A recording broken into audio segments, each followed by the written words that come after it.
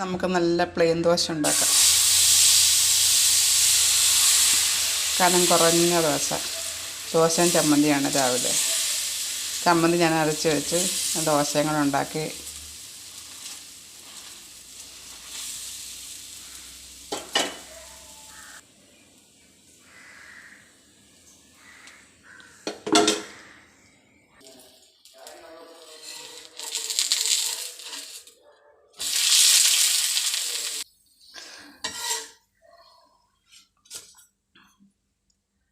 ചമ്മന്തി അരച്ച് വെച്ചിട്ട് കടുക് വറുക്കാനാണ് ഇത്.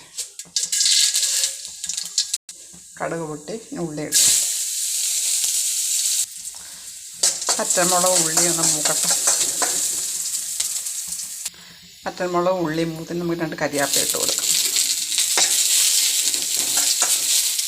കരിയാപ്പില ഒന്ന് മൂത്ത നമുക്ക് ഇത് ചമ്മന്തി അരച്ചത്. ചമ്മന്തിക്ക് ഉപ്പിട്ട് ചിലപ്പോൾ ഉപ്പിട്ട് കൊടുക്കാം. ഉപ്പിട്ട് നല്ലൊരു ചമ്മന്തി റെഡി ആയിട്ടുണ്ട്. ദോശ മൂത്ത് നമുക്ക് ദോശക്കോരി വയ്ക്കാം.